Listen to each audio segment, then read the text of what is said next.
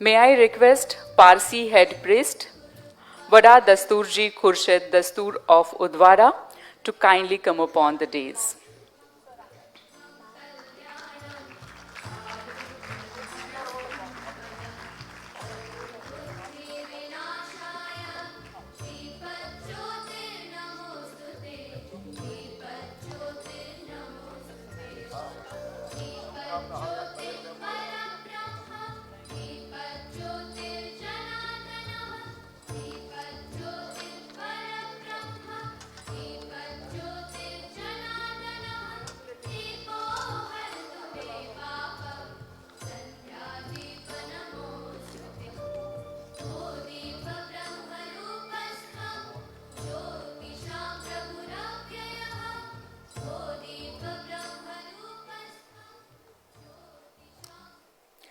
सभी को धन्यवाद. Now may I request Parsi head priest, Vada Dasturji Khurshid Dastur of Udwada to kindly say the holy prayer.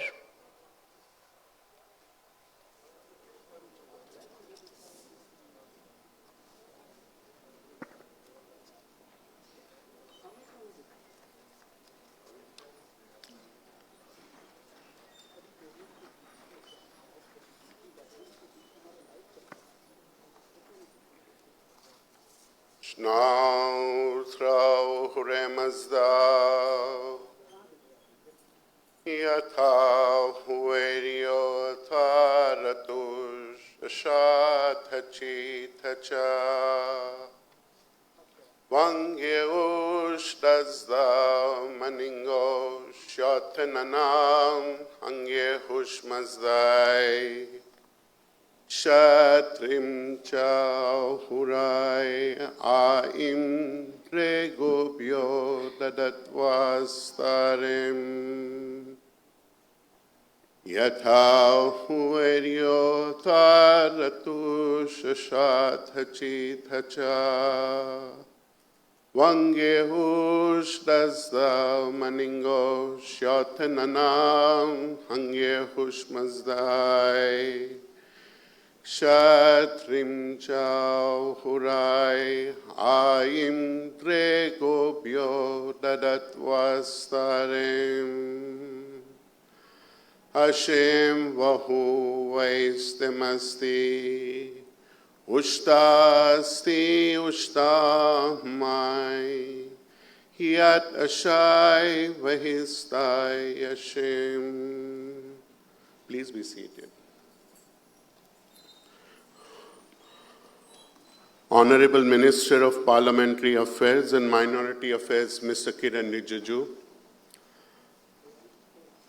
Honorable Minister of State for Minority Affairs and my colleague, Mr. George Kurianji.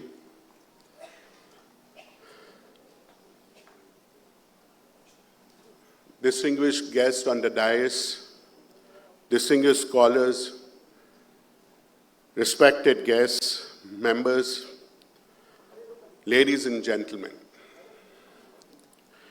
it is both a privilege and a blessing to gather here today for this national seminar on Parsis in modern India, navigating cultural and socio-economic pathways. We come together not merely to reflect upon the journey of a community, but to reaffirm the timeless ideals that have guided that journey across the centuries. The ideals of Asha, truth, righteousness, service, and progress.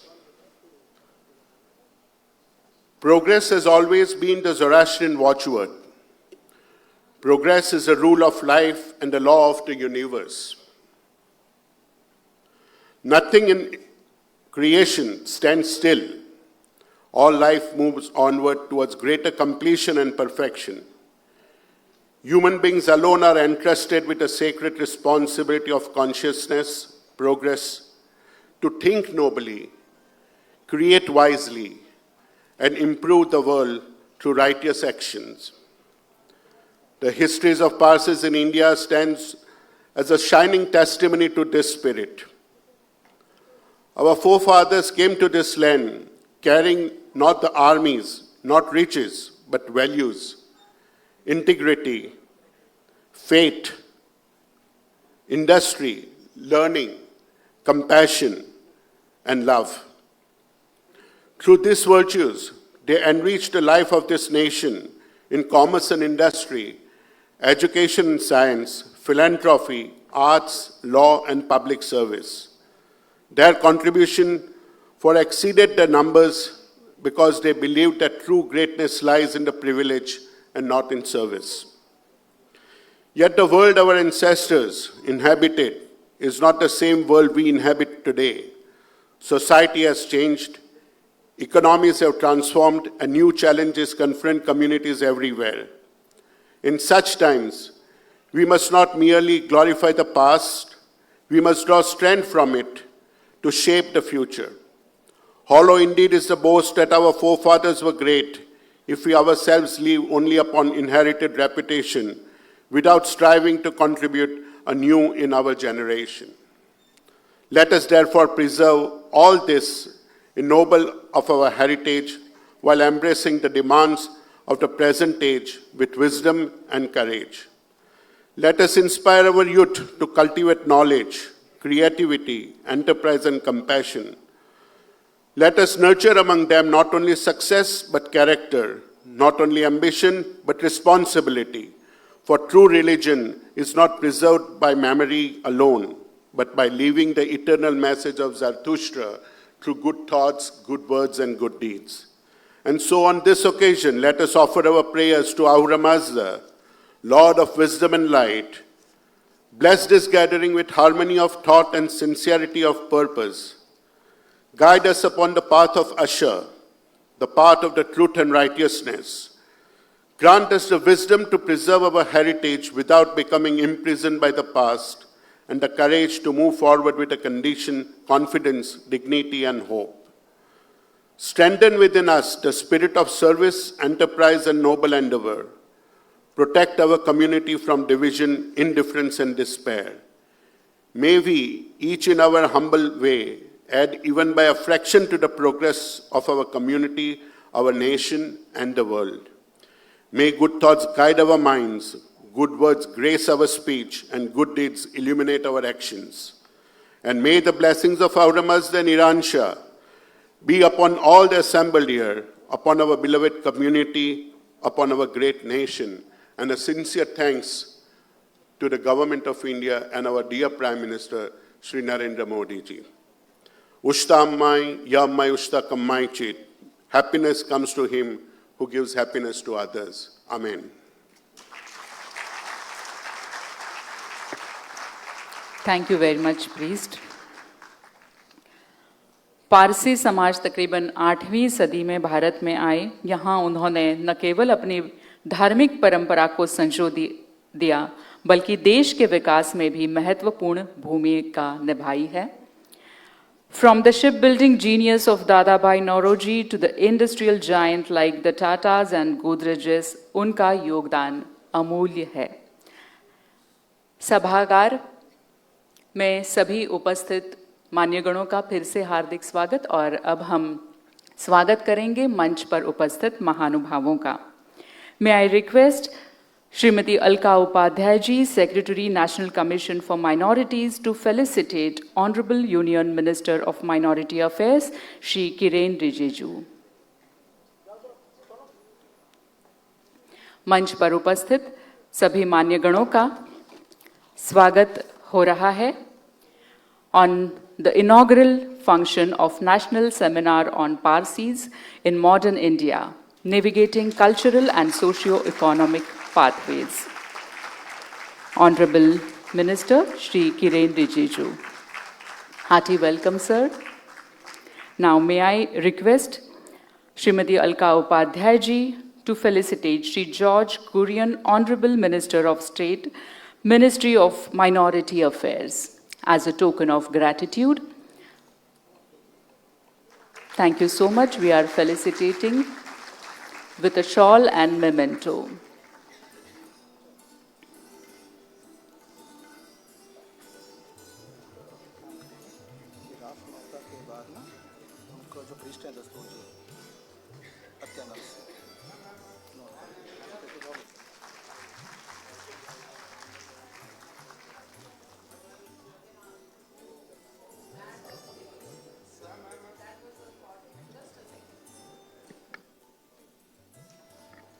Thank you so much, ma'am.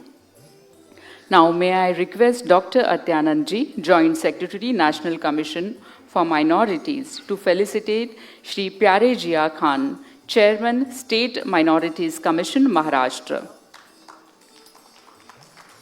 Shri Pyare Jia Khan, Chairman, State Minorities Commission, Maharashtra.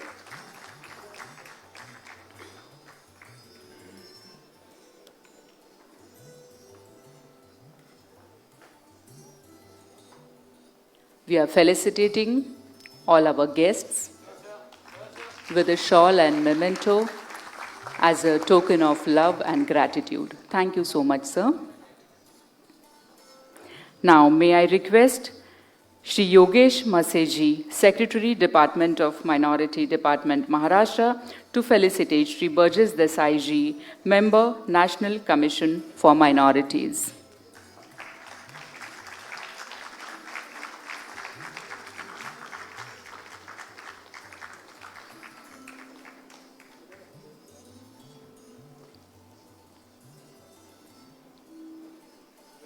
Shri Burgess Desai Ji, Member, National Commission for Minorities.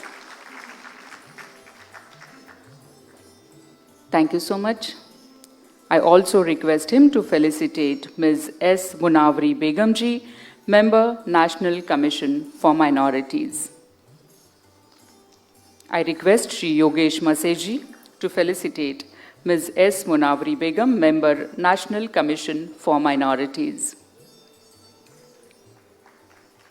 Government of India, National Commission for Minorities, Knowledge Partner TISS, Parsis Foundation.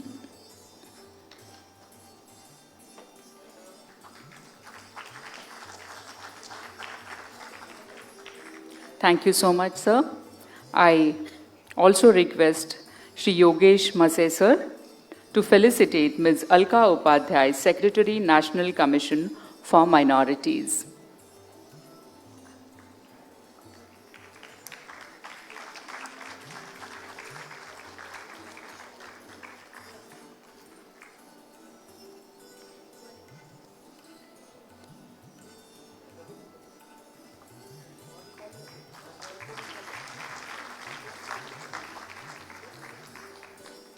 Thank you very much, sir. Thank you, ma'am. May I request Dr. Atyanand, Joint Secretary, National Commission for Minorities, to felicitate Shri Hormuz Godrej, Manager, Godrej Agrovet Limited. आपका बहुत बहुत स्वागत इस मंच पर और doctor अत्यानंद, Joint Secretary, National Commission for Minorities, is felicitating Shri Hormuz Godrej Ji, Manager, Godrej Agrovet Limited. Thank you so much. Now, may I invite Shri Viraf Mehta Ji, Chairman, Bombay Parsi Panchayat, on the dais, please. इस कार्यक्रम में और पारसी पंचायत में आपका बहुत बड़ा योगदान है। मैं आग्रह करूंगी डॉक्टर अत्यानंद जी से कि आप श्री विराफ मेहता जी को फेलिसिटेट करें, आप उनका स्वागत करें।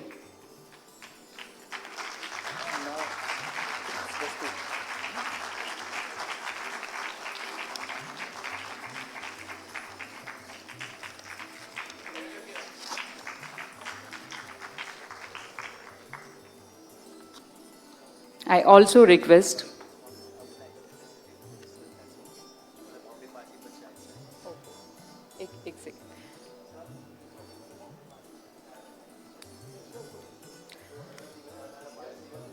on behalf of Bombay Parsi Panchayat,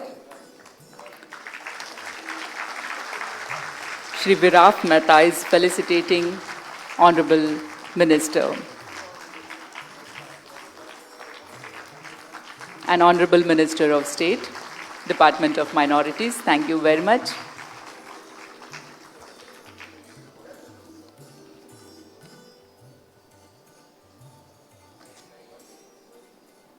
Now may I request Dr. Atyanand to felicitate Parsi head priest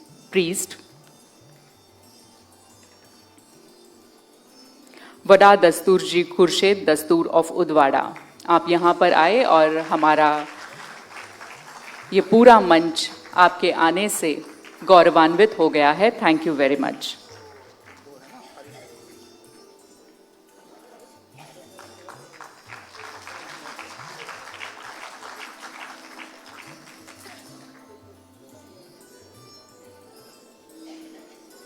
Thank you so much. Now may I request Sri Harish Kumar ji, Deputy Secretary, National Commission for Minorities, to felicitate Dr. Atyanand, Joint Secretary, National Commission for Minorities. Sri Harish Kumar ji, Deputy Secretary, National Commission for Minorities, is felicitating Dr. Atyanand, Joint Secretary, National Commission for Minorities.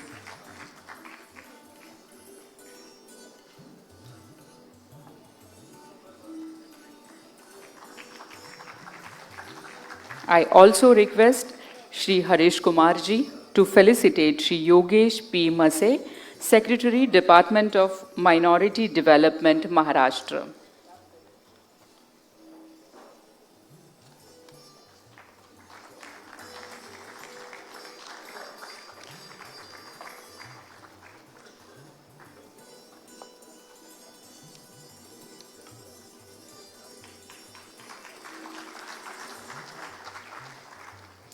Thank you very much, sir. Thank you very much, everyone. May we have a good round of applause for all our dignitaries on the dais. Thank you so much. From pioneering industrialization through visionary leaders like Jamshedji Tata to shaping modern institutions, science, law, and the arts, the Parsi community has played a transformative role in nation building. Moving ahead, may I request Srimati Alka Upadhyay ji, Secretary, National Commission for Minorities, to deliver the welcome address and opening remarks. Srimati Alka Upadhyay ji.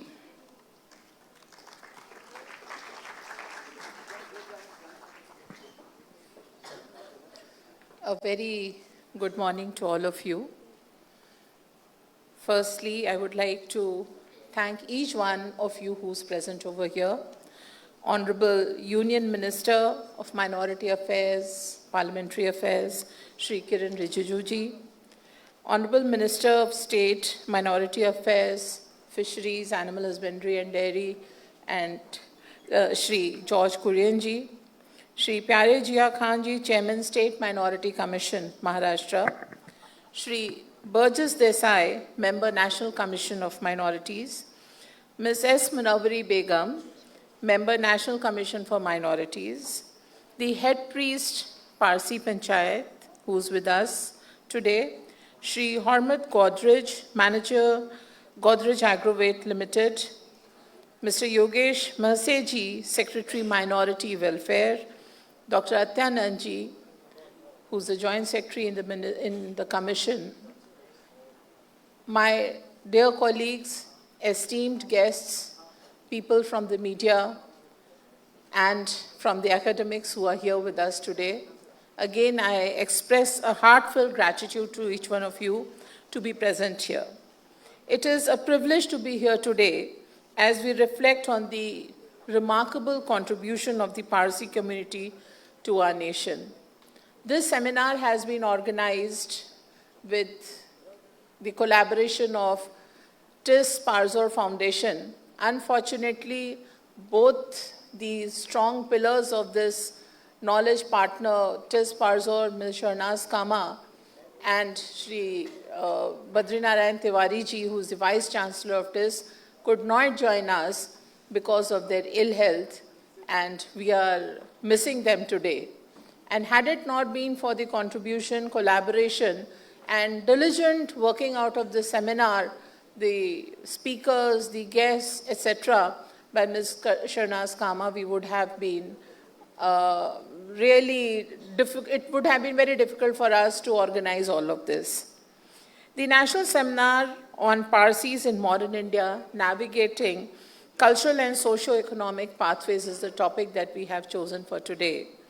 It seeks to engage deeply with the many dimensions of the Parsi community's journey and its contributions in building the modern-day Bharat.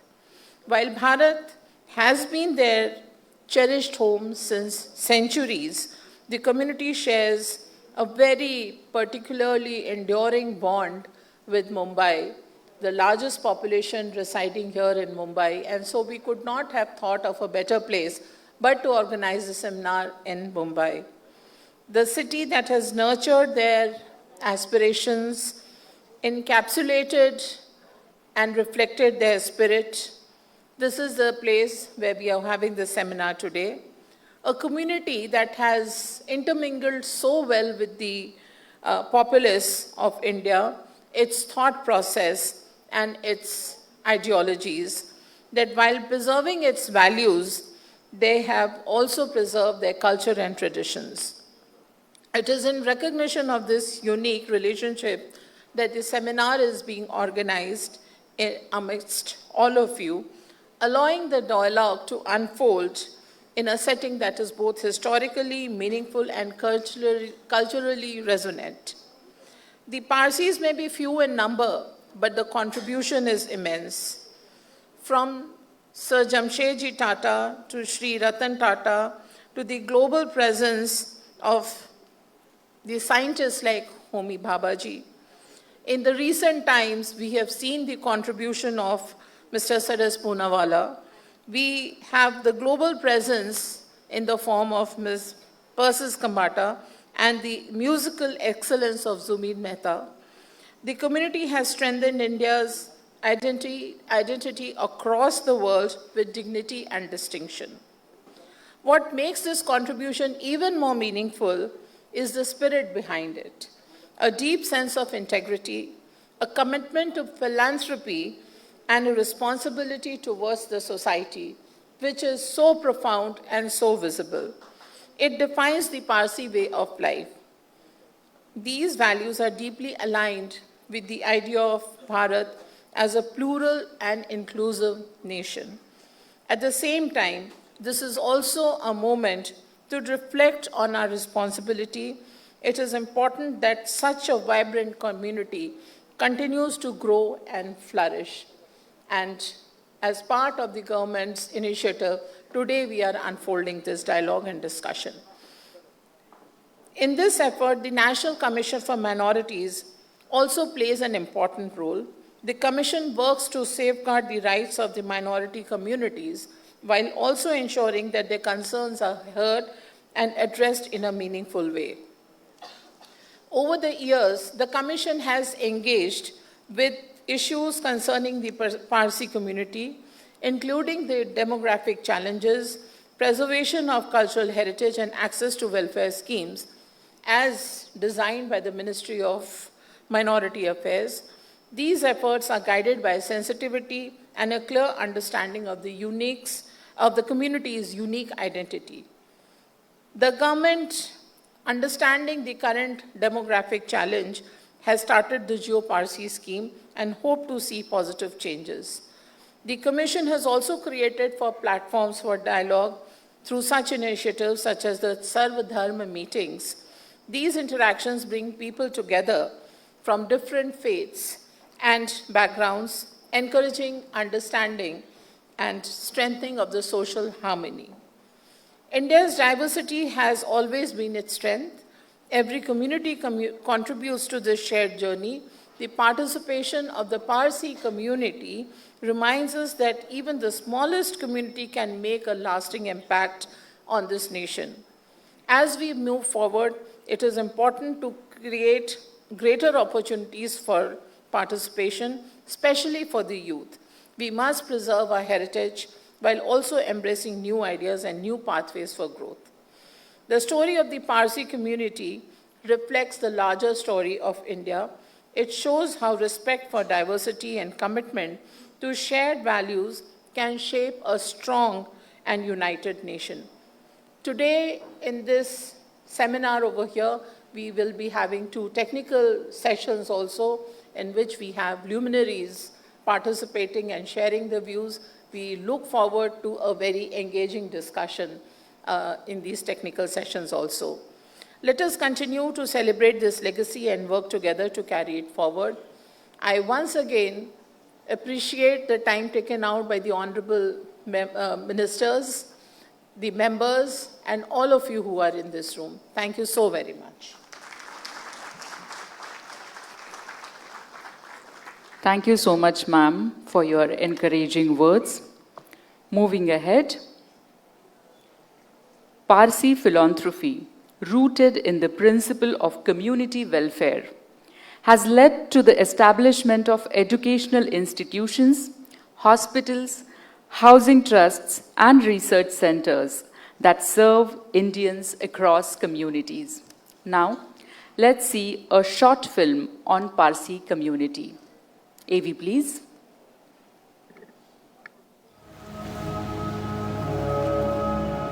सदियों पुरानी बात है, समंदर के रास्ते से होता हुआ फारस से एक छोटा सा समुदाय गुजरात के किनारे आ गया था। इस समुदाय ने वहां के राजा से इजाजत मांगी कि हमें यहीं रहने दिया जाए। राजा ने उन्हें जवाब में दूध का भरा हुआ एक कटोरा भेजा, ये कहते हुए कि यहाँ जगह नहीं है।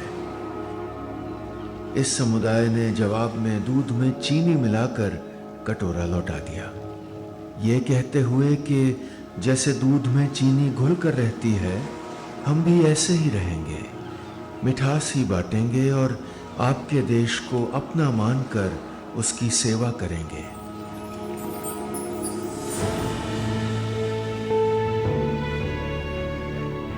आज भी वो समुदाय अपनी जड़ों से जुड़ा हुआ है, अपना वादा भूला नहीं है। वो है पारसी समुदाय। हुमता, हुक्ता, हुवश्ता, यानी अच्छे विचार, अच्छे शब्द, अच्छे कर्म। ये 3 शब्द काफी हैं पारसी समाज के जीवन का सार बताने के लिए। संख्या में छोटा होने के बावजूद पारसी समुदाय ने भारत की तरक्की की कहानी में बहुत बड़ा योगदान दिया है। व्यापार, उद्योग, शिक्षा, विज्ञान और समाज सेवा, हर क्षेत्र में पारसी समाज की एक अलग ही पहचान है।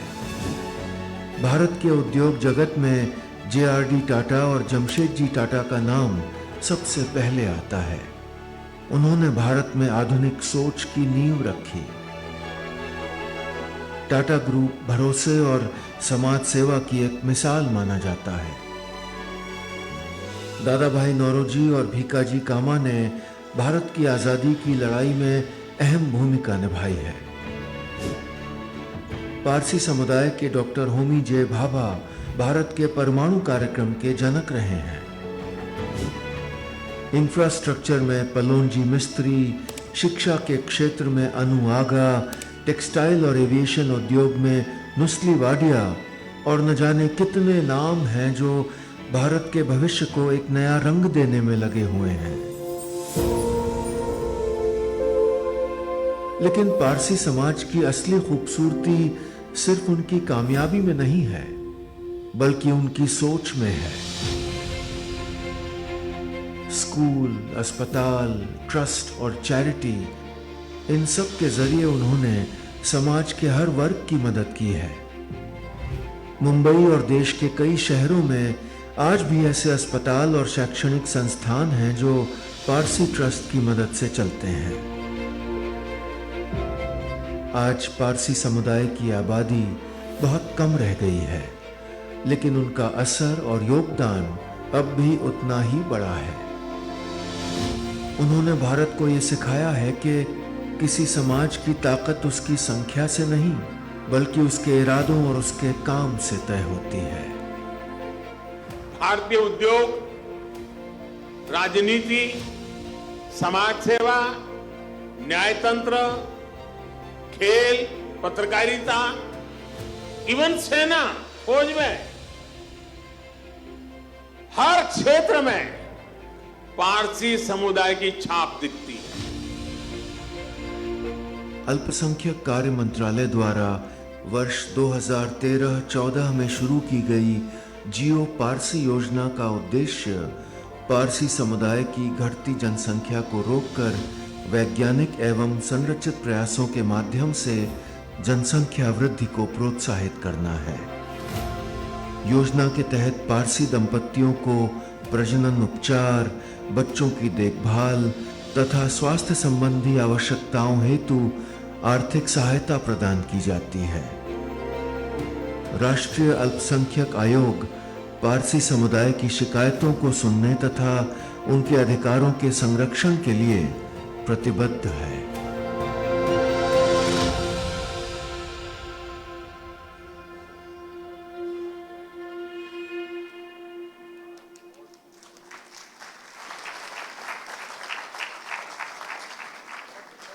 Thank you so much.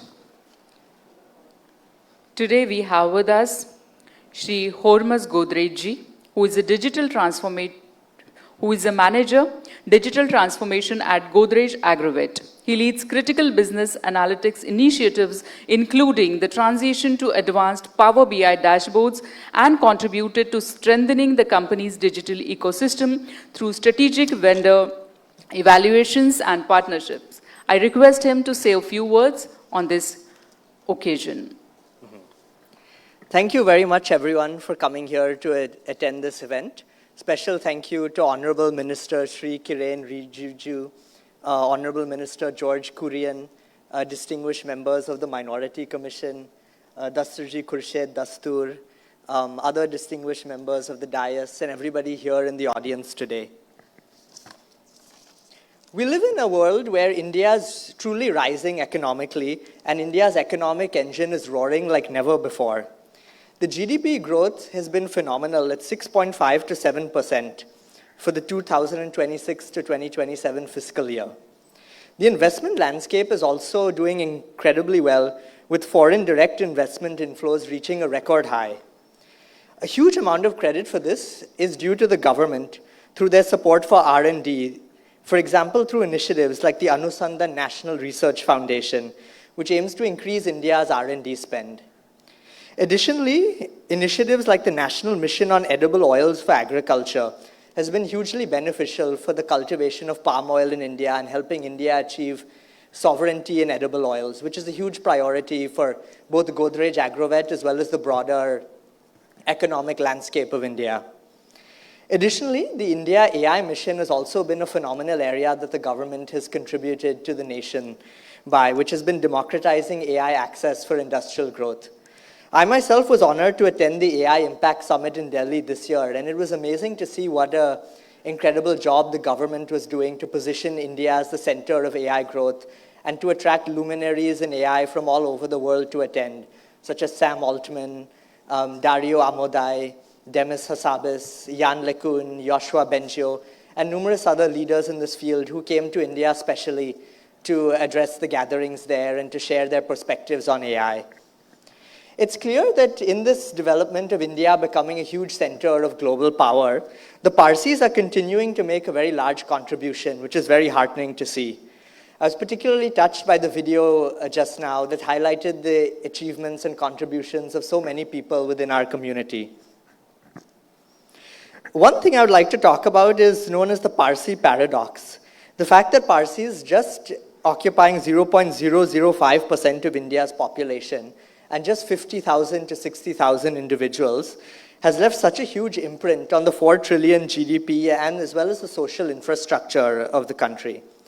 There have been numerous successful Parsi-founded groups, such as the Tata Group, the Shapurji Palanji Group, Serum Institute, Thermax, the Wadia Group, which are collectively responsible not only for putting Indian industries on the global map, but also for generating millions of jobs worldwide.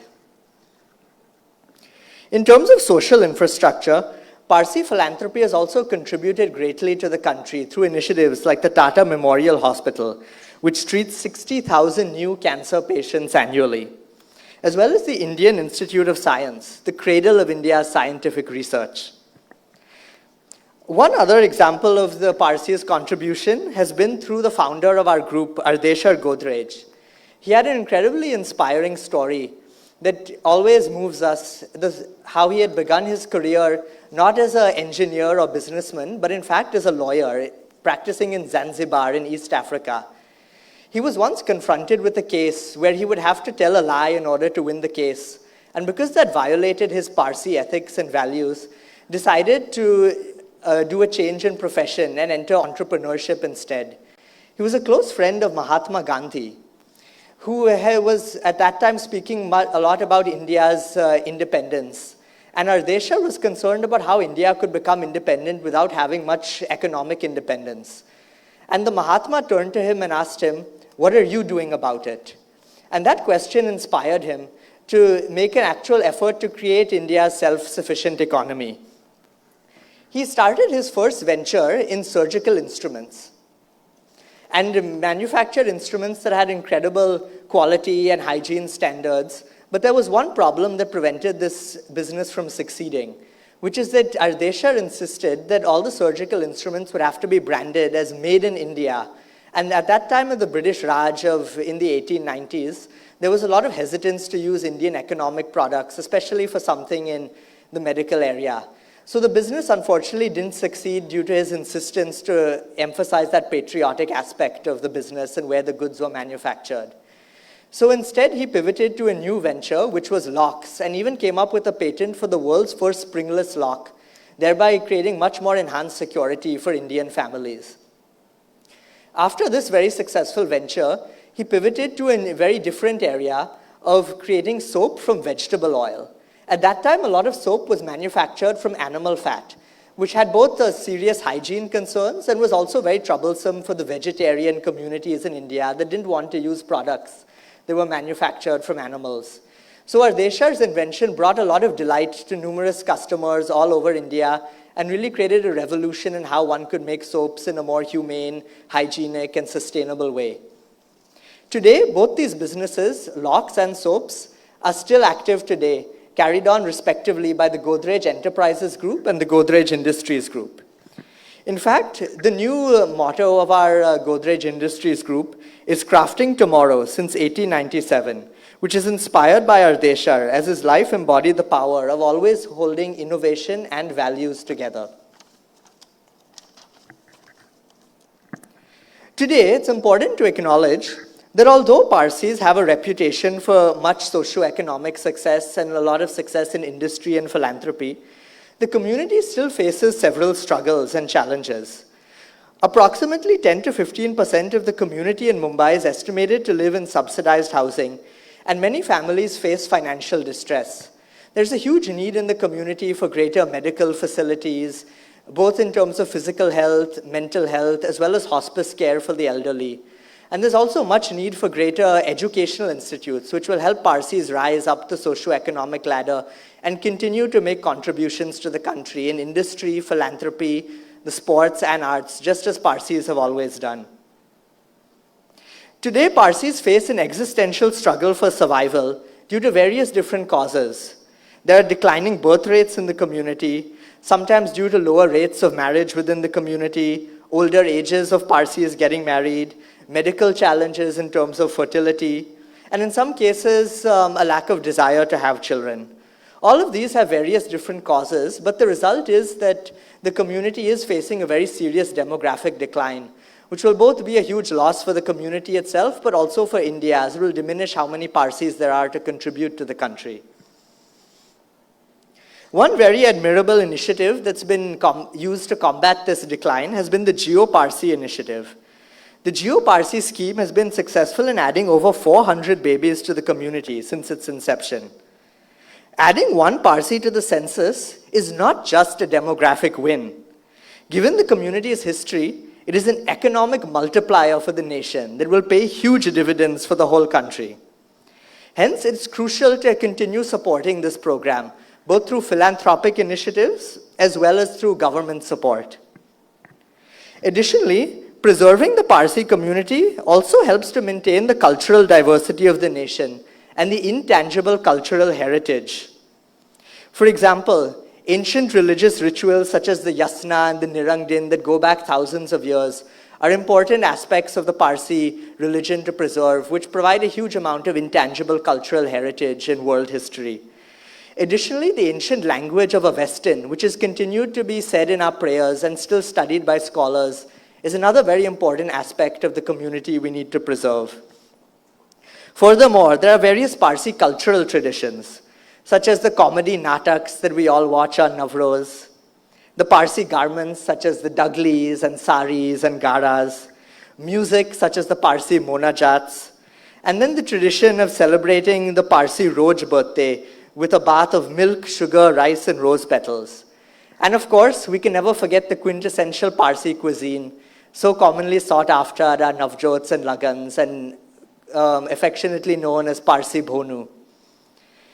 It's often said that the United States is a melting pot for the world, where people can come from all over and mix together and assimilate, whereas India is often compared more to being a salad, which also brings together various cultures, traditions, religions, communities. But instead of a melting pot where everything is lost and its unique identity is just absorbed, the salad preserves the unique texture, taste, and nutritional value of each of the individual elements of it.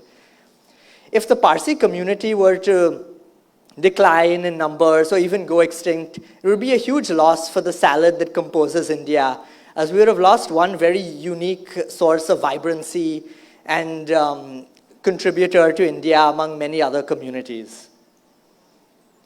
Another solution for the demographic challenges, in addition to the Geo-Parsi initiative of increasing the numbers, is also trying to cultivate a greater sense of identity among Parsis. Today, a lot of Parsi youth feel disconnected from their culture and tradition, sometimes preferring to think of themselves not as having any particular kind of culture or ethnic identity. It's very important that from a very young age that we cultivate this kind of interest both in the religion and the cultural traditions of the community, and instill a sense of pride in these youth about the contributions that the Parsi community has made. There are several events in my own life that have played a big role in cultivating my own sort of enthusiasm for the community and that sense of belonging. One of the religious rituals that we've attended, the Navjot ceremony where I was initiated into the religion, the jashans and visits to the fire temple where we got to observe religious events, and particularly the Navar ceremony where I stayed in the temple for 3 weeks in the process of becoming a priest in the community. This was particularly meaningful because we got to study a lot of the religious texts in depth, but also got a very nice bonding experience with various other Parsi youth who had come from all over the world to attend the ceremony. Additionally, it also served as a very valuable opportunity to learn about the actual meaning behind the religion, which is really important in order for the youth to be able to get that sense of what it is that they're actually preserving in the religion. One of the highlights of my time in the community in the Navar ceremony was listening to talks by Khojeste Mistry and Firoza Mistry, who provided very valuable insights into the actual meaning behind the prayers and the theology of the religion, which filled me with a sense of how important it was to preserve these for future generations. Another aspect of my life that really helped me get a strong sense of belonging in the Parsi community was the various Zoroastrian congresses, which are held all over the world. I've been very fortunate to attend 6 different congresses and 3 annual meetings of the World Zoroastrian Chamber of Commerce, all of which have really exposed me to various different Parsi communities from all over the world, including the US, Canada, the UK, Australia, New Zealand, the UAE. And in particularly, the youth congresses are very helpful as a way to help Parsis meet other young Parsis, forming a strong sense of community and leading to a lot of friendships, many of which have still survived today, even years after we initially met at the congresses. It's crucial we have more of these events, including events specifically for Indian youth, so that we can cultivate a strong sense of Parsi community among our youth and help Parsi youth meet each other. And then lastly, another very impactful experience for me has been studying the ancient language of Avestan, where I started taking classes last year under the guidance of our teacher, Ervad Cyrus Darbari, and our teaching assistant, Anaita Davar, both of whom helped us grapple with this very fascinating language that goes back thousands of years. And by studying the language, you really get a deeper sense of what the prayers mean including, for example, the meaning of words used in the very beautiful prayer we heard recited today by Dasturji Khurshid Dastur. Avestan is also a very fascinating language because of the parallels it has with Sanskrit. Both of these two are two of the oldest Indo-European languages still being studied today and have many interesting parallels, including certain words that are common to both languages, such as the word putra, which means son in both Sanskrit and Avestan. And also the grammatical structure of the language, where several nouns have very detailed declensions of 8 different grammatical cases and 3 different grammatical numbers, singular, dual, and plural. Studying both these languages of Sanskrit and Avestan can really help enlighten us about each other's cultures and help strengthen that bond between the indigenous Indian culture as well as the Parsi Zoroastrian religion. And another crucial challenge facing our community is the preservation of our temples, which attract so much interest from people all over India and all over the world. It's absolutely crucial that we make efforts to preserve these and keep them going for the future generation. And a huge thank you is owed to Honorable Prime Minister Narendra Modi for his efforts to preserve and develop the land in Udwada and help protect the Iran Shah Atash Behram there. Another challenge facing our community is the brain drain of many people leaving India to pursue economic opportunity elsewhere. This is also a big strain on the Parsi community's demographics within India. And a crucial aspect of preserving the Parsi population will be to convince many of our youth to invest in India and develop businesses in India and to pursue exciting career opportunities here. Especially now that India is facing an incredible economic growth of 7%, there is a very compelling opportunity for many of them to continue to stay here and even for people living abroad to move back and contribute to both the Parsi community and the broader Indian economy. In conclusion, I would like to note a few steps that we can actively take to help alleviate these challenges. One is to have a greater emphasis on philanthropy for the key issues affecting the Parsi community, whether in medical facilities, housing, and especially education. Because if we can equip Parsi youth with the education and the skills needed to survive in this economy, which are so different from the skills needed in the past, especially with new developments in AI, they will really see a huge impact on India's economy, as Parsis will have the skills needed to follow in the footsteps of their ancestors and create new businesses that can benefit the economy. Additionally, having more mentorship and skill bridging will also be crucial. We should have a community incubator where established Parsi industrial houses can mentor young entrepreneurs in cutting-edge fields such as AI and agricultural technology. And lastly, we should have more institutional strengthening, collaboration between the Parsi Trust and the National Commission of Minorities to further target poverty and elderly care more effectively. The National Commission of Minorities has been a huge boon to the Parsi community, and we really look forward to seeing more collaboration between them and the trusts to help alleviate these problems that are still plaguing the community. These initiatives will ensure that the Parsi community continues to thrive and positively impact India, just as we promised to do when we first arrived in India and first mixed the sugar in the milk, promising to sweeten the land of India. Thank you.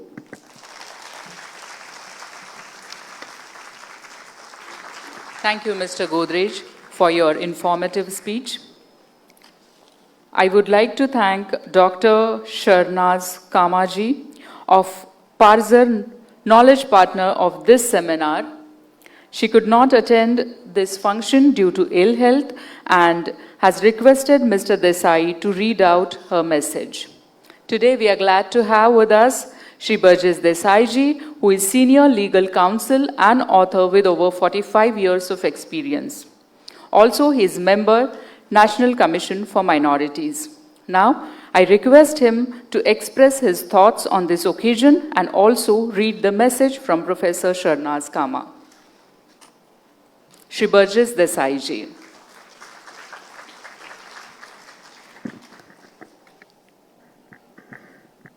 Honorable Union Minister for Parliamentary Affairs and Minority Affairs, Shri Kiran Rijiju, Honorable Minister of State for Minority Affairs, Dr. George Kurian, my colleagues on the NCM, distinguished guests, Dasturji Khurshid Dastur, and my fellow Parsis. As the anchor mentioned, before I share a few thoughts of my own, please permit me to read out a short message from Dr. Shehnaz Kama, who was instrumental in arranging the technical sessions which are to follow the plenary session, and who, due to sudden ill health, was unable to be here today. The Parsis represent a Bronze Age culture thanks greatly to the shelter it received in India. However, due to steep demographic decline, there is a real danger of this culture being lost. In 1999, UNESCO acted as a catalyst to initiate a project for the preservation and promotion of Parsi Zoroastrian culture and heritage. Parzor has been working since then. What began with the modest aim of documentation and research of heritage soon became a movement of craft and oral tradition revival, preservation of manuscripts and discoveries of Parsi Indian history, demographics, medical issues, protection through education and awareness. Our greatest support for this revival has been the Government of India through the Ministries of Minority Affairs, Culture, Textiles, and also the National Archives. Only one Parsi family in 9 has a child below the age of 10. The fertility rate is below 1. 31% of Parsis are over the age of 60. 30% plus Parsis do not marry. 30% plus Parsis are intermarried. From a population of 1,14,000 in 1941, the 2011 census showed only 57,264 Parsis, a decline of 10% per census. The reasons are medical and socio-cultural. This has resulted in an unstable, inverted demographic triangle. The Textile Ministry, through various schemes, has helped us bring back to the world knowledge of the intercultural beauty of Parsi textiles. The first Parsi museum, the Alpaiwala in Mumbai, showcases the work put in by Feroza Godrej and Feroza Panthaki Mistry with the full support of the Bombay Parsi Panchayat. We believe that there should be one such Parsi museum in each part of India. Then she mentions about Parsi heritage tourism along the coast from Diu to Danu, as well as a different lifestyle of Parsis in the Deccan and Nilgiris. The TIS's Parzor academic program has drawn expert teachers and students from Canada to Australia. However, India has no dedicated course for the Parsis. An academic center at TISS can attract not just research but outreach and awareness and be a part of the Indian knowledge system. This seminar, I hope, will be the beginning of a planned continuous process within the Ministry of Minority Affairs and the National Commission for Minorities. The next generation, strongly represented here today, can then be a part of the revival of India's multicultural diversity. Geo-Parsi needs to be restored using personalized advocacy, bringing back the hope that it once held for the Parsis through the work of a dedicated team which can work across the country. I shall now proceed to share some of my thoughts very quickly. I speak to you today not as a writer or commentator on Parsi affairs, but in my capacity as member of the Minorities Commission.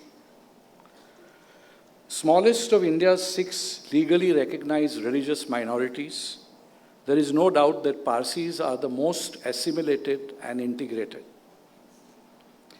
All this while retaining their faith, their unique identity, and contributing, as we all know, very disproportionately to their extremely small numbers.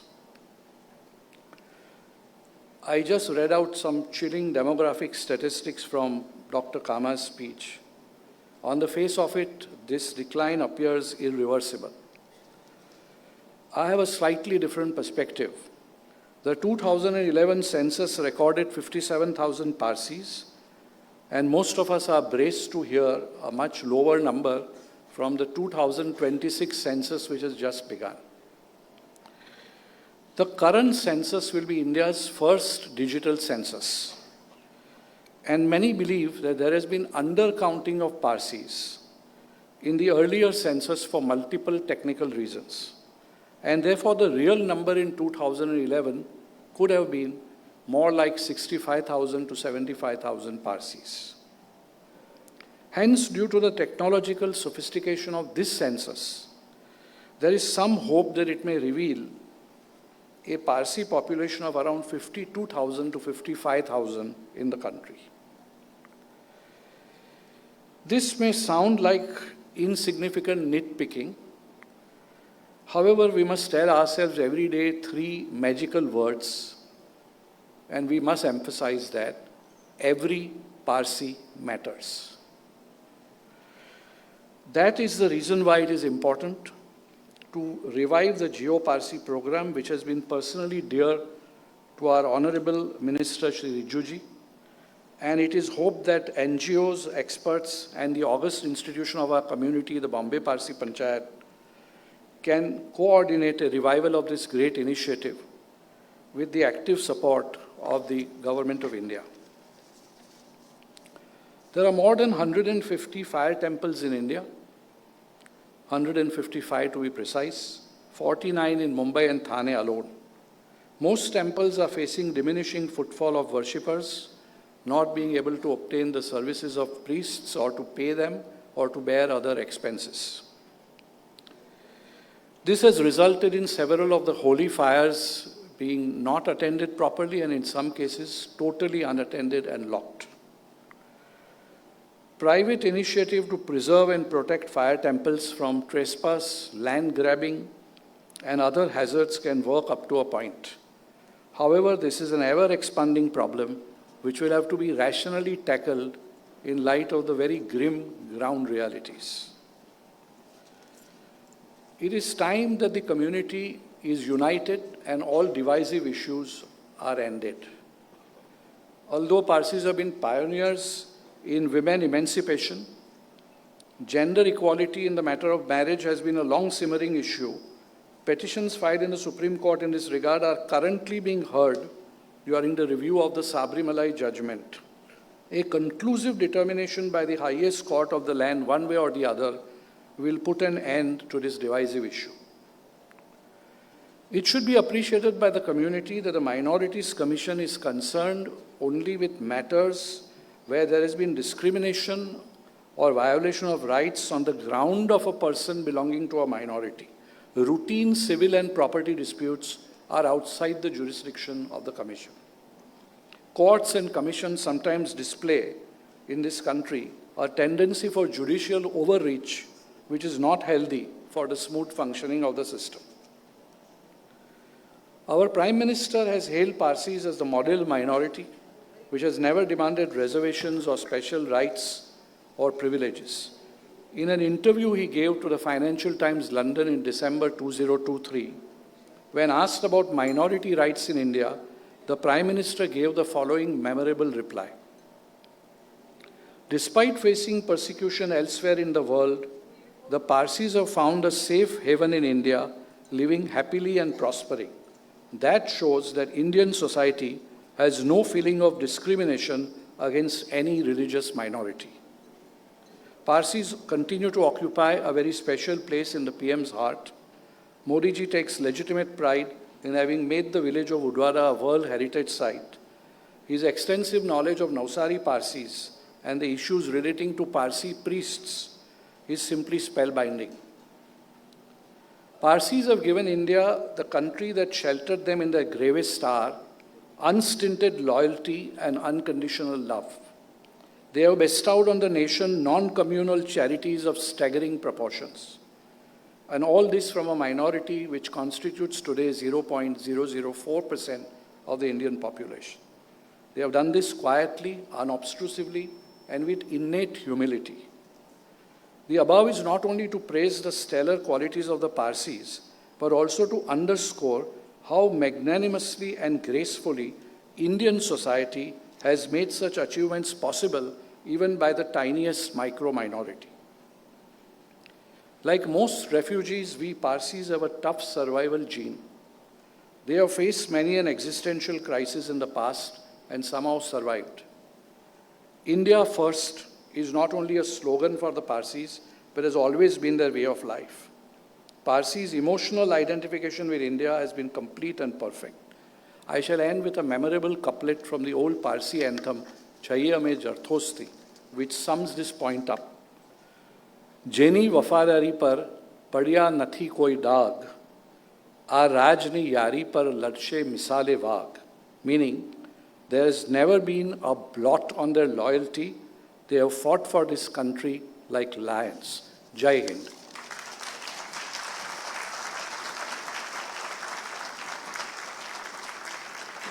Thank you very much, sir, for your important speech. इसके बाद मैं आमंत्रित करना चाहूंगी श्रीमती मुनावरी बेगम जी को, सदस्य राष्ट्रीय अल्पसंख्यक आयोग. श्रीमती मुनावरी बेगम जी.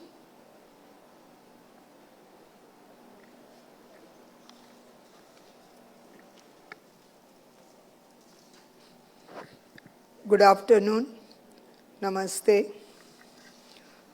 डाइस पे मौजूद हमारे दिल अजीज़ यंग मिनिस्टर किरण रिजिजू जी, उन्हीं के साथ कदम मिलाते हुए चलते हमारे MOS किरण रिजिजू जी, और हमारे NCM की सेक्रेटरी मैडम अलका जी, हमारे साथी बरजेश जी, और इससे पहले हमारे पास दस्तूर जी ने बहुत ज़्यादा पारसी कम्युनिटी के बारे में बताया है, और हमारे सब के लिए बहुत ज़्यादा वर्क महाराष्ट्र माइनॉरिटी कमीशन के सदस्य चेयरमैन खान साहब, हमारे JS अत्यानंद जी, और यहाँ पे आए हुए मेरे बहनों और भाइयों, सबको मुनव्वरी बेगम की तरफ से शुभकामनाएं.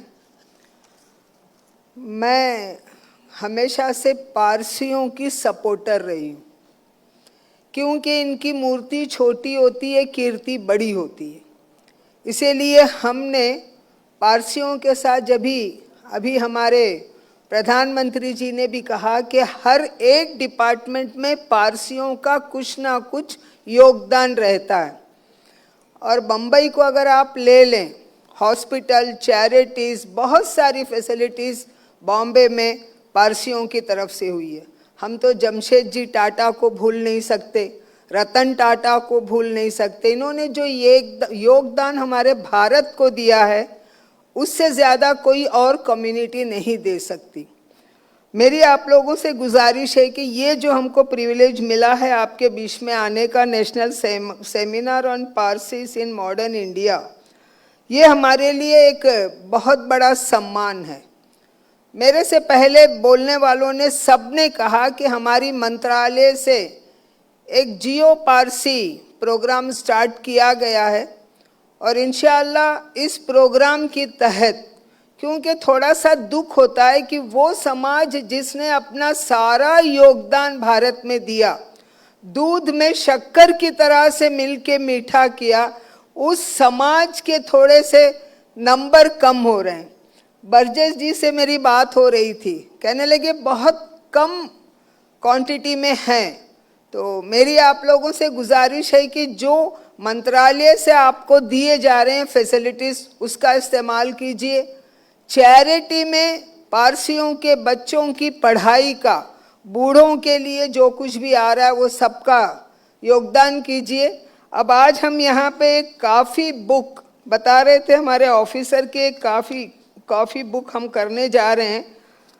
The release of the coffee table book on the Parsi community, in that sense, well timed. It is about just documenting the past. It is about setting a benchmark, reminding us to what has been built and what can still be built. अब तक जो हुआ है उससे भी ज़्यादा बेहतर करने की कामना हमारे मन में है, और आप लोगों से हम्बल रिक्वेस्ट है कि मंत्रालय के साथ मिलके, किरण जी ने तो बहुत अच्छे सारे प्रोग्राम दिए सारी माइनॉरिटी कम्युनिटी के लिए, तो आप भी हम लोगों से कदम मिला के हमारी इन कोशिशों को कामयाब करने की कोशिश करेंगे. थैंक यू, धन्यवाद.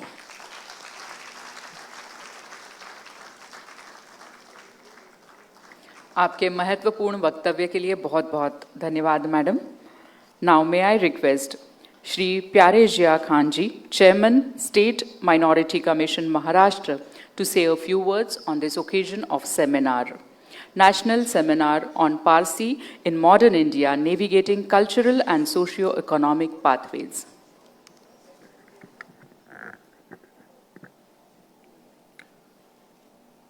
Good afternoon, everybody. मंच पर उपस्थित जिन्होंने एक धागे में सारे माइनॉरिटीज़ को पिरोने का काम किया, जिनकी ख्याति पूरे महाराष्ट्र में, पूरे भारत में, पूरे विश्व में, जिन्होंने हिंदुस्तान से लेकर अरब देश तक खुद का भी नाम कमाया और सरकार का भी, ऐसे मंच पर उपस्थित Shri Kiran Rijiju ji, Shri George Kurian ji, Shri Brajesh Desai ji, Shrimati Munavvari Begum ji, secretary national commission for minorities की श्रीमती अलका उपाध्याय जी, श्री हरमस गोदरेज जी और डॉक्टर अत्यानंद जी, जो joint secretary national commission for minorities के, और श्री योगेश पी महसे जी, और सामने जितने भी बैठे मेरे भाइयों बहनों, मैं आपको बताना चाहता हूं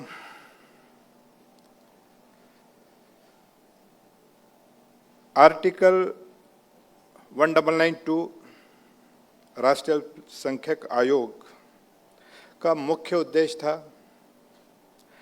कि अल्पसंख्यकों के अधिकारों की रक्षा करना, विकास योजनाओं की निगरानी करना, भेदभाव की शिकायत की जांच करना, पुनर्वसन और कल्याण योजना का अनुसंधान महत्वपूर्ण। बहुत सारी चीज़ें ऐसी है, आर्टिकल 29 है, आर्टिकल 30 है, आर्टिकल 15 है, आर्टिकल 21A है, तो ये सब सरकार ने हमको दिया है, हमको जानने की ज़रूरत है। मैं आपको बताना चाहता हूँ कि इससे पहले जो भी सरकारें थी, माइनॉरिटी यानी सिर्फ इस देश में ऐसा लगता था कि सिर्फ मुस्लिम होते हैं। मैं आपको बताना चाहता हूँ माइनॉरिटीज़ यानी मुस्लिम नहीं होते। माइनॉरिटीज़ यानी मुस्लिम्स होते, सिख्स होते, पारसी होते, क्रिश्चियन होते, नवबौद्ध होते, जैन होते, और एक लिंग्विस्टिक माइनॉरिटी जो भाषा के आधार पर होते हैं।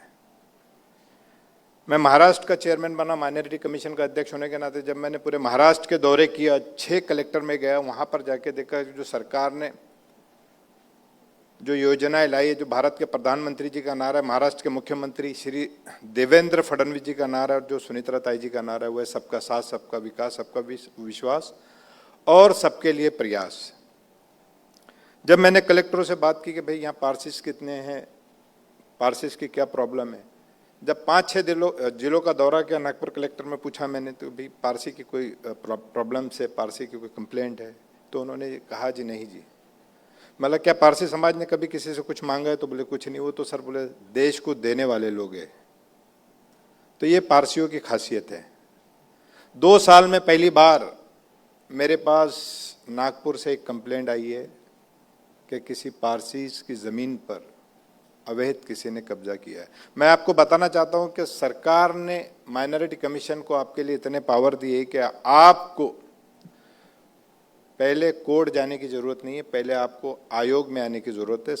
सरकार आपके साथ कंधे से कंधा लगा के खड़ी है। मैं आपको बताना चाहता हूं कि महाराष्ट्र माइनॉरिटी कमीशन ने एक ऐसा ऐतिहासिक फैसला किया है जो पूरे हिंदुस्तान में अभी तक नहीं हुआ, जो देश का सबसे पुराना केस था, जो 1902 का जो केस था, वो महाराष्ट्र माइनॉरिटी कमीशन ने उसको सॉल्व किया है। जो देश के सबसे पुराने 3 केस थे उसमें से वो एक था, जिसको भारत के 3 चीफ जस्टिस ने सुना, जिसको कपिल सिब्बल जी ने, पी चिदम्बरम जी ने, देश के बड़े बड़े नामे वकीलों ने लड़ा, लेकिन वो केस सॉल्व हुआ महाराष्ट्र के माइनॉरिटी कमीशन में आकर।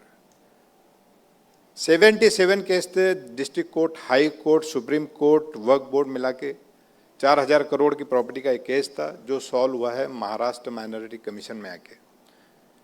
तो कमीशन को हाई कोर्ट के जजों ने भी सहारा इस केस को लेके। तो सरकार ने जो आपको सुविधाएं दी है, आपके भाषा की रक्षा करना, आपके स्कूलों की रक्षा करना, आपके त्योहारों की रक्षा करना, तो जब भी कोई भी ऐसी दिक्कत आई तो महाराष्ट्र माइनॉरिटी कमीशन को जो है डिस्ट्रिक्ट कोर्ट के पावर है, सेक्शन 10 के पावर है। आपके ऊपर अगर कोई भी ज्यादती करता है तो उसको बुलाने के पावर, चाहे वो कलेक्टर हो, कमिश्नर हो, या किसी भी कोई भी संस्था का कोई भी अधिकारी हो, आपकी बात सुनी जाएंगी, आपके साथ कोई भी ज्यादती नहीं होने दी जाएगी। तो सरकार का नारा है सबका साथ, सबका विकास, सबका विश्वास और सबके लिए प्रयास।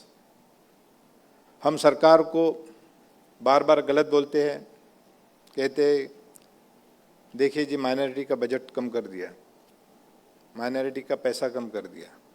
तो मैं आपको बताना चाहता हूँ, जब तक जो सरकार ने स्कीमें दी है उसको अगर हम लेंगे नहीं, वो बजट तो कम होता ही जाएगा। पहले हमको सरकार से जो हमारे लिए फैसिलिटीज़ दी है, मैं मानता हूँ इस देश में कि पारसी समाज के पास बहुत पैसा है या पैसे वाले हैं, लेकिन जो सरकार ने हमको जो सुविधाएं दी है वो हमको लेनी चाहिए। जय Hind.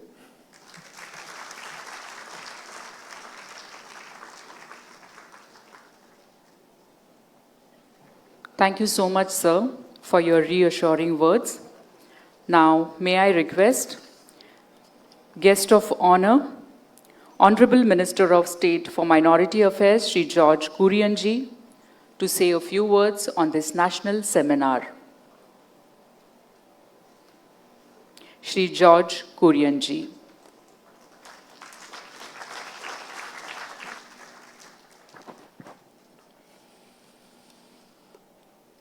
Sri Kiran Rijuji, Honorable Union Minister of Minority Affairs, Sri Pyare Jia Khan, Chairman, State Minority Commission, Maharashtra, Sri Virjis Desai, Member National Commission for Minorities, Sri Mrs. Anaveti Begum, Member National Commission for Minorities, Mrs. Alka Vadya, Secretary, National Commission for Minorities, Dasturji, the head priest of Parsi community, and he was my colleague when I was Vice Chairman, National Commission for Minorities. Sri Kersi Devuji, he was sitting here, and he was my national member for National Commission for Minorities. Sri Hormaz Godreji, Manager Godrej Agrovet Limited, Sri Adhyananji, Joint Secretary, National Commission for Minorities, Sri Yogesh P. Masse, Secretary, Department of Minority Development, Maharashtra, the scholars, eminent personalities of Parsi community, sisters and brothers. The contribution of Parsi community. See the percentage of population. It is 0.005. But the contribution to the Indian economy, that we have to find out. Definitely it will be more than 20% or so, that contribution to the this income tax and GDP. When there was this Jain communities, this kind of seminar was there, then they told that their percentage of population is 0.4, and their contribution to income tax. They told that, Al-Kaji, know that it is 22 to 25%. They calculated that. I request Godreji to calculate that. And your contribution to the GDP, Indian GDP.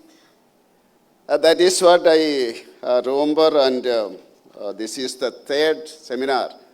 I appreciate Alka Upadhyayji and Minority Commission and members for this, their effort to find out the contribution and establish it, contribution of the minority communities. Next year she is planning to Christian and Buddhist and Muslim, like that.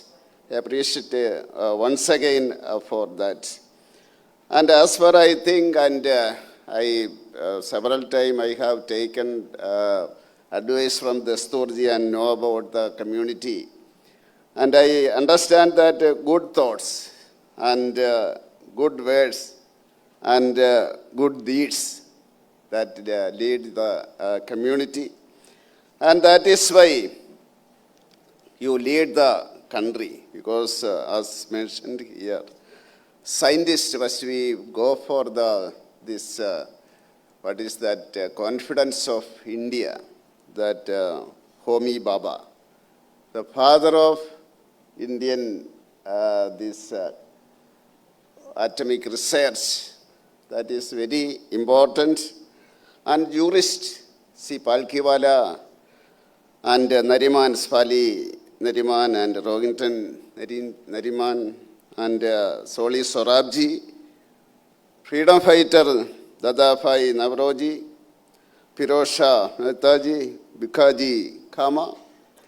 And industry, of course, it is that galaxy of people you are leading India from this, whenever we speak about, of course, it is recently some other, this industrialist also there for the decades.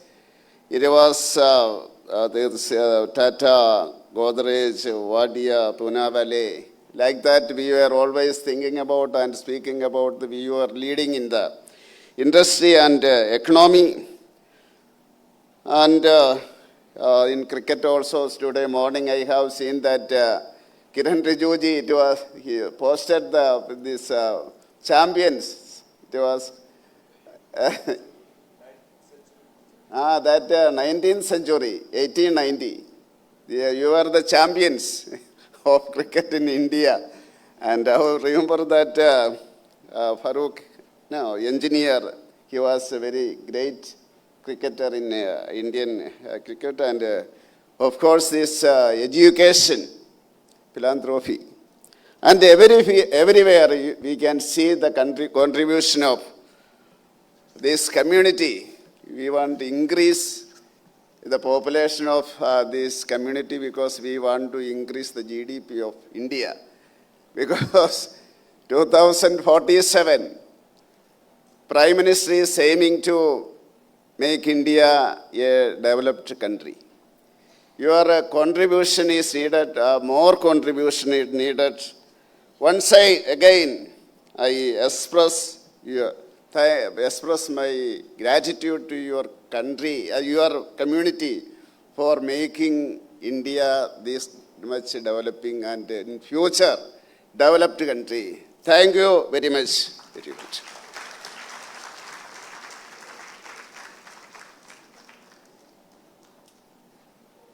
Thank you so much, sir, for expressing your uplifting thoughts. Now, we have unveiling of the coffee table book. The coffee table book on Parsi community, published by National Commission for Minorities, is a pioneering effort to showcase the rich legacy, remarkable achievements, and invaluable contribution of the Parsi community to India's growth and nation building. The book highlights the community's excellence in industry, education, philanthropy, science, defense, and public service, while also documenting their unique cultural heritage and traditions. It further reflects the various initiatives and welfare measures undertaken by the Government of India, including the Geo-Parsi scheme aimed at preservation, empowerment and socio-economic well-being of Parsi community for future generations. I request Honorable Minister and all the dignitaries on the dais to release the coffee table book. Indeed, this is a momentous occasion, a coffee table book on the Parsi community.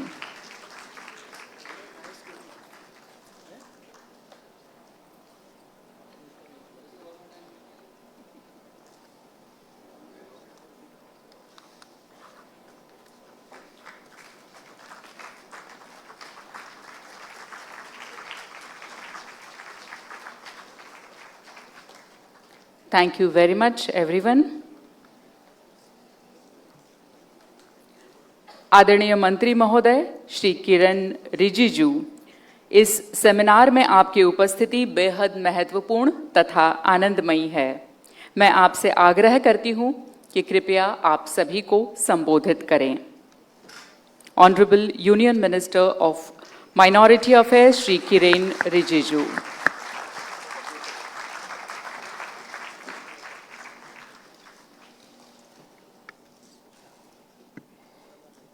हाँ, इसको हटा सकते हैं।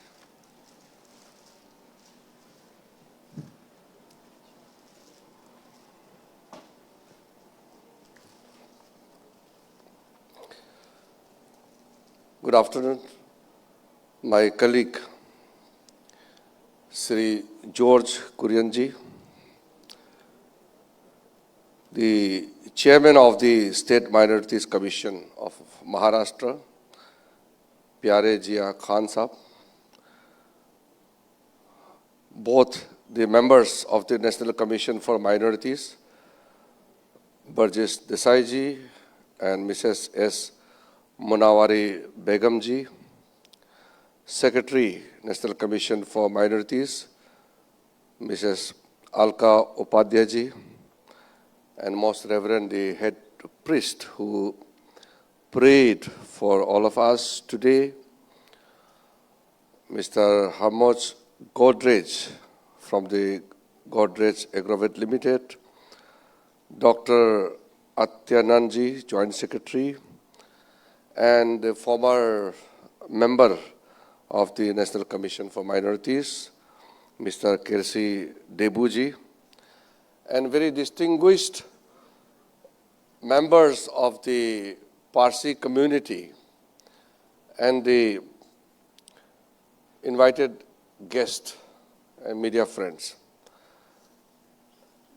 The topic on which this seminar has been organized, I feel, is extremely important, not only for the Parsi community, but for the nation. When we talk about the volume or the numbers, then it may look quite less in a nation of 1.4 billion plus population. In a small, tiny nations, we see in different parts of the world, there are various countries whose population are less than 1 million. There are countries whose population are less than 10,000. But the size of India itself is such, being the most populous nation in the world. The community which is just hovering around 55,000 numbers, is extremely minuscule, micro minority.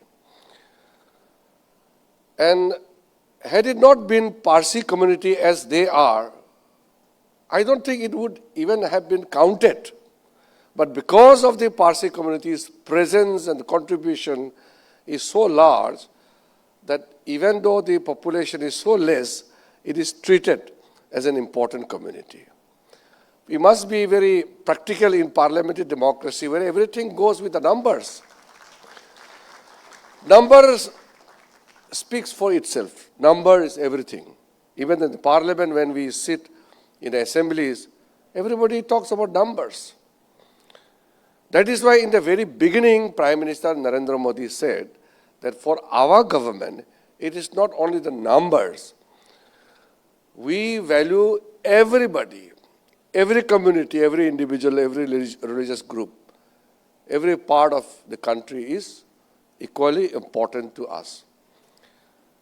Where I come from, the northeastern part of India, there are small states and union territories. Like my state is geographically quite large, but population-wise, it's small.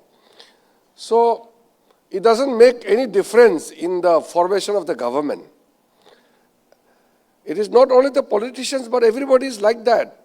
They all look towards the opportunities where they will gain maximum benefits. So in politics also, how you form the government? Through majority. So some of the states and union territories which send one MP doesn't really make the difference.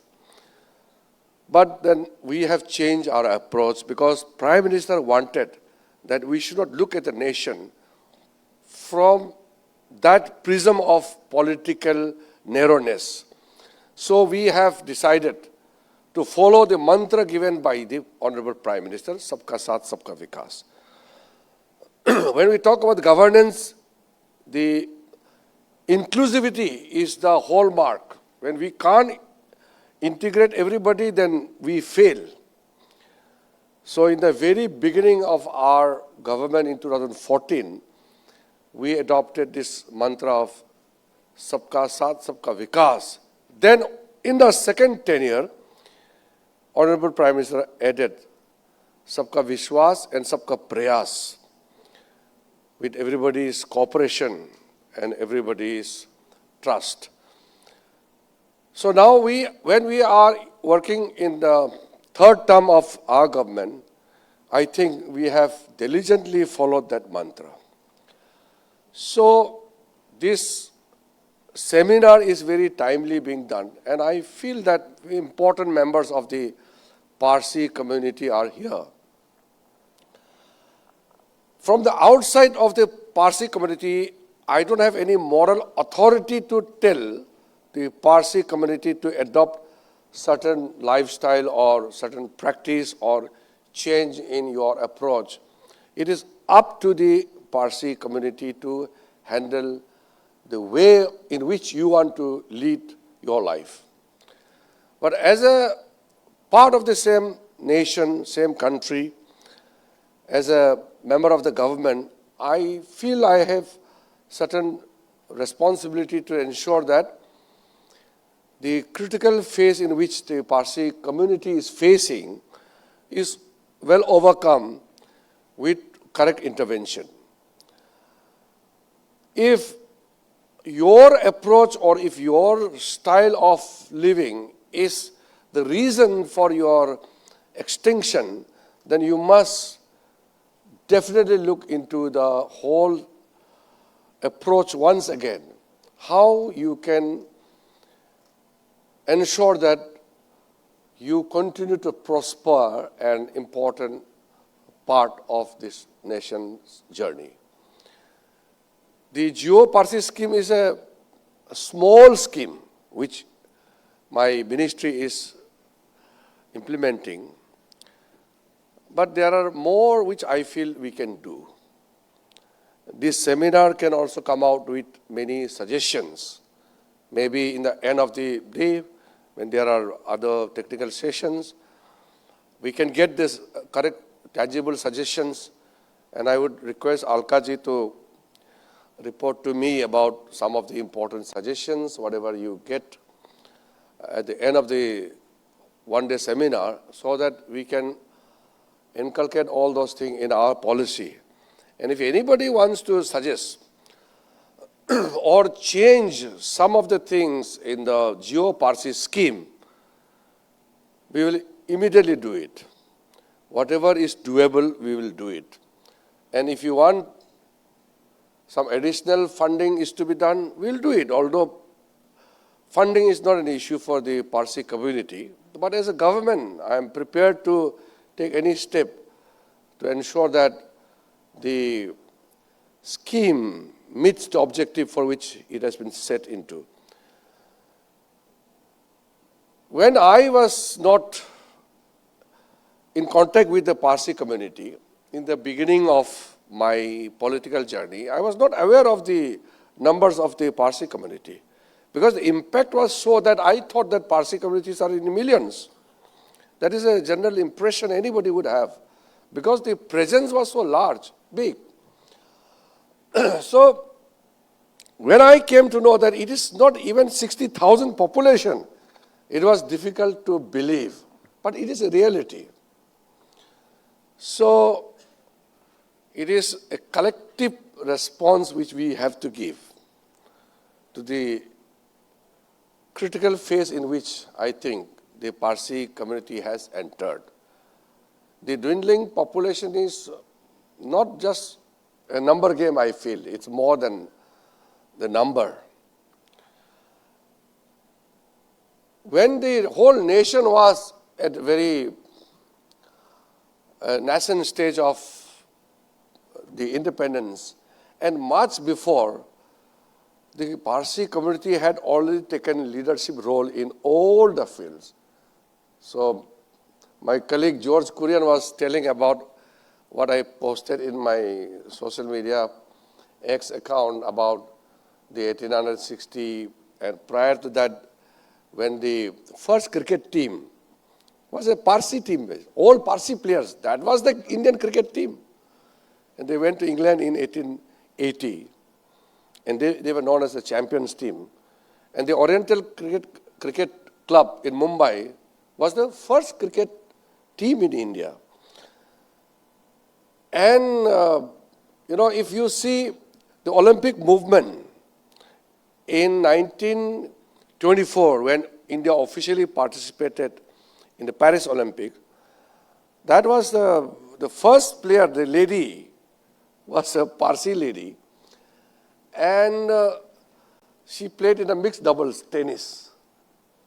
So when India got independence only in 1947, decades before that, the Parsis had taken such a huge leadership role for the nation.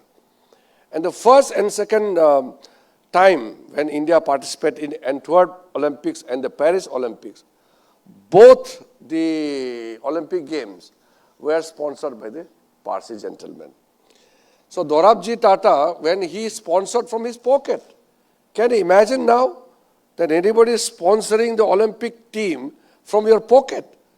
So Sir Dorabji Tata sponsored from his own pocket, not only sponsor, he arranged, facilitated the entire delegation's participation in the Olympics.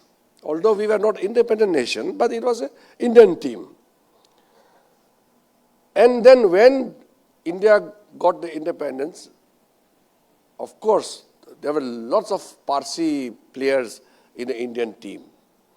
And the first Indian Olympic president, Murlikar Patkar, he was the first Indian Olympic Association president, and he was member of the International Olympic Council.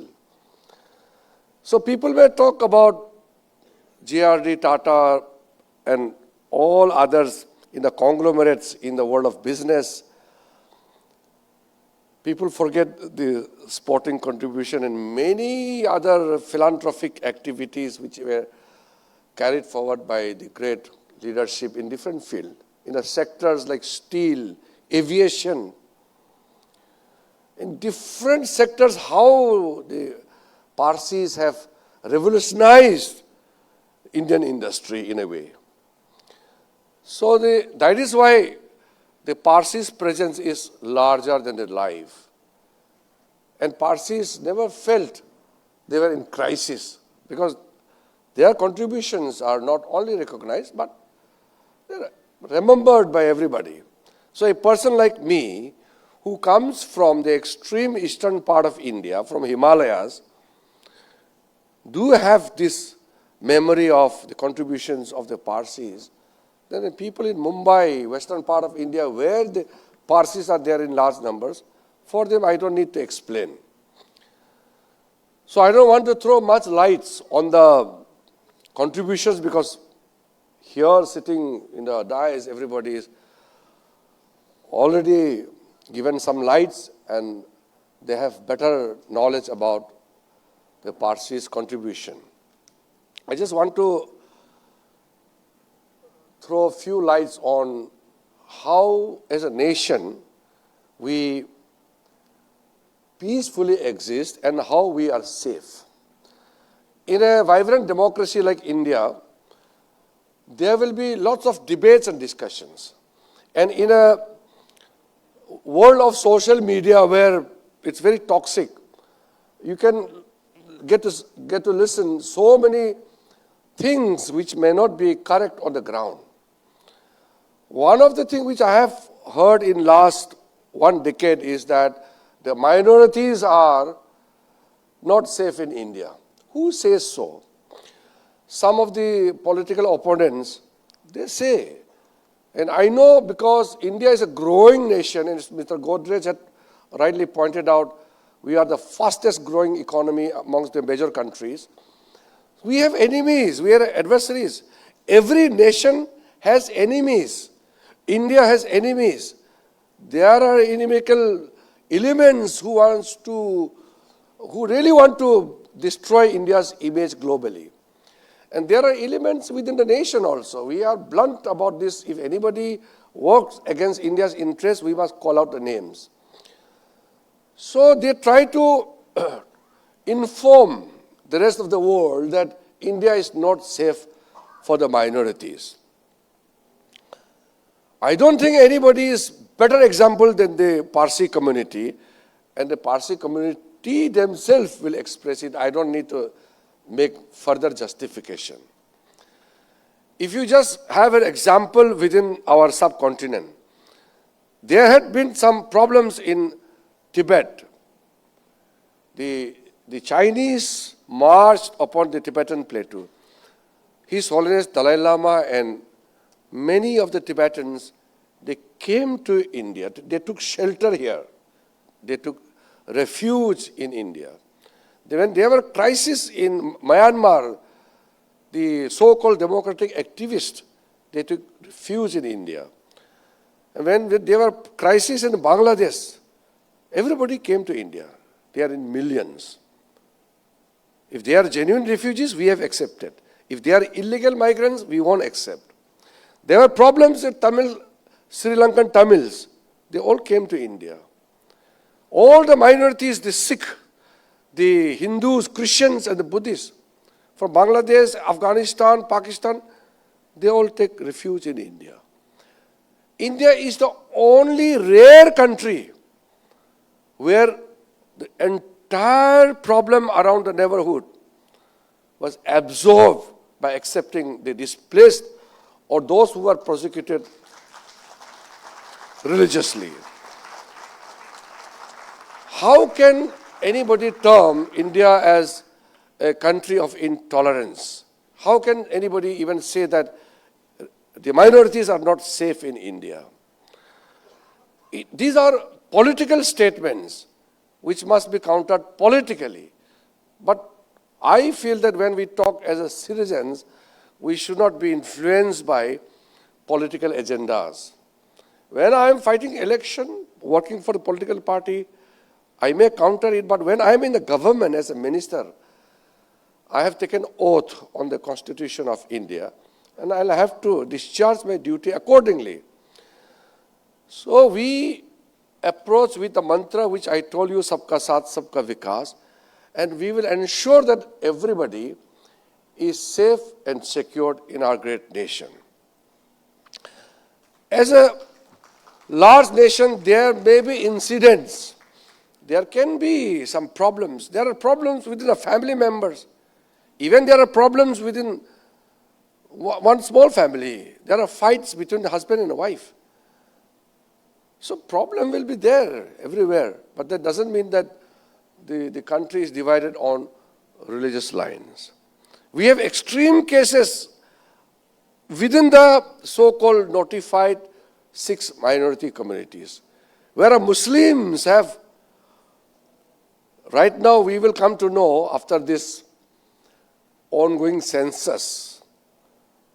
But even the old census will tell that we are almost at the verge of touching the total population of Indonesia. That means if you take out only the Muslims in India, they will become one of the largest countries in the world in terms of population. That is the size of Muslim population. And then on the other side, we have Parsi. It's countable few thousands. But as a large nation, these 6 notified communities, the Muslims, the Christians, the Sikhs, the Buddhists, the Jains, and the Parsis, these 6 communities, so-called notified minorities, we will have to unitedly voice that we may be minorities, but we are not treated minorities in that sense. We are not neglected in India. We are as Indian and as integrated as the Hindus are. So we have to, as a minority community, we have to ensure that we have assimilated into this country's culture. We are there, nothing to divide us on the religious lines, except that we may be identified linguistically or religiously. That is why at times people may say that our minorities are truly treated as negligible community group. It is not. I am also a minority. I come from Buddhist community. But then I have never faced anything as such to feel that I am neglected in this nation. As I said, if there are problems, individual problems, it can exist anywhere. So when I took over as a minister for minority affairs, I thought I must objectively pursue some of the agendas of the government. So when Honorable Prime Minister Narendra Modi recognized Pali and Prakriti as the classical languages, I had a discussion with the Vice Chancellor and the other registrar and other officers of the Mumbai University. Then we immediately sanctioned a good amount of money to open up new center to teach Pali, Prakriti, and our old ancient language of Parsi community, the Avestan. Now, I think the Vice Chancellor met me recently and he told me that that particular building structure is under construction and going on time. And when the structure is completed, each floor will be dedicated to Pali, Prakritic, and Avestan. So Avestan being the ancient language of the Parsi people, the Zoroastrian faith believer will have better connect with their old text and teachings. I feel it was an important step to ensure that the Parsi community remains deeply rooted to their traditions, their history, rich legacy, and also move forward with great confidence.